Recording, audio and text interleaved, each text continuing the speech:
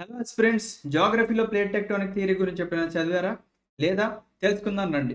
So, ఈ theory కన్నా ముందు ఆల్ఫ్రెడ్ వెగనర్ గారు ఒక థియరీ తీసుకొచ్చారు. దాని దాని పేరే continental drift theory. Continental drift theory ఏం చెప్తుంది మనకి? మనకి ఇప్పుడున్న 7 కాంటినెంట్స్ అన్నీ కూడా కలిసిపోయి ఉండేయి. ఆ కలిసిపోయి ఉన్న కాంటినెంట్‌నే ఒక సూపర్ కాంటినెంట్‌గా పిలుచుకునేవాళ్ళం. దాని పేరే పాంజియా. ఆ పాంజియా స్ప్లిట్ అయ్యే మనకి 7 ఖండాలు లేదా 7 కాంటినెంట్స్ ఫార్మ్ అయినాయి. ఇక్కడి వరకు బానే ఉంది. దీంతో పాటుగా మన ఎర్త్ మీద ఓషన్ బాడీస్ కూడా ఉన్నాయన్నమాట. ఓకేనా? సో, ఈ ఓషన్స్ మరియు కాంటినెంట్స్ కలిపితే మనము మన క్రస్ట్ అంటాం. ఈ క్రస్ట్‌తో పాటుగా మన భూమి మీద ఉన్న top most layer of the మ్యాంటిల్‌ని కలుపుకొని లిథోస్ఫియర్ అంటామనమాట. ఓకేనా? సో, ఇప్పుడు ఈ టెక్టోనిక్ ప్లేట్స్‌నే మనం లిథోస్ఫియరిక్ ప్లేట్స్ అని చెప్పేసి చెప్పుకుంటాం.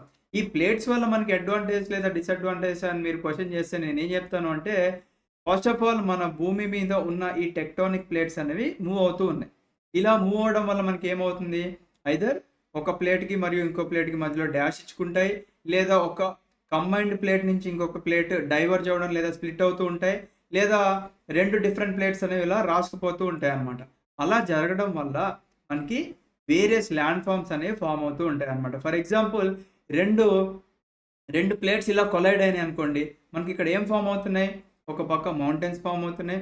ఒక పక్క హిల్స్ ఫార్మ్ అవుతున్నాయి. ఒక పక్క ప్లాటోస్ కూడా ఫార్మ్ అవుతున్నాయి. ఇవి కొద్దిగా అడ్వాంటేజెస్ అని చెప్పుకోవచ్చు. మరి డిసడ్వాంటేజెస్ ఏంటి మనకిక్కడ? ఎర్త్‌క్వేక్స్ వస్తున్నాయి. వోల్కనోస్ కూడా వస్తున్నాయన్నమాట. మరి ఆ వోల్కనోస్ వల్ల కూడా మనకి ప్లాటోస్ అనేది ఫార్మ్ అవుతున్నాయి. వోల్కానిక్ ప్లాటోస్. అవి పక్కన పెట్టేస్తే కొంతమంది జనాలు కూడా చనిపోతూ ఉంటారనమాట. ఓకేనా? సో, మన భూమి లోపల ఉన్న కదలికల వల్ల మనకి భూమి పైన ఎఫెక్ట్ ఏ విధంగా చూపిస్తుంది అంటే, ఈ టెక్టోనిక్ ప్లేట్స్ అనేది మూవ్ అవుతూ ఉన్నాయన్నమాట.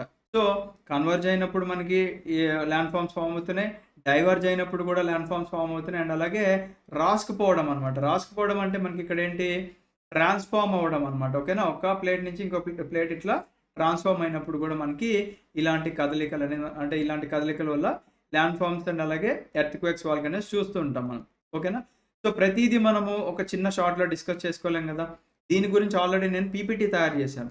సో, ఒక డీటెయిల్డ్ వీడియో మీకు కావాలి అనుకుంటే కింద వీడియో అని కామెంట్ చేయండి. అండ్ అలాగే మన వీఐపీ ఐఏఎస్ అకాడమీ యూట్యూబ్ ఛానెల్‌ని విజిట్ చేస్తే ప్రీవియస్‌గా మనకి ఏమేం క్వెషన్స్ అడిగారో అని కూడా నేను ఇంక్లూడ్ చేశాను. Thank you. Have a great day. జై హింద్.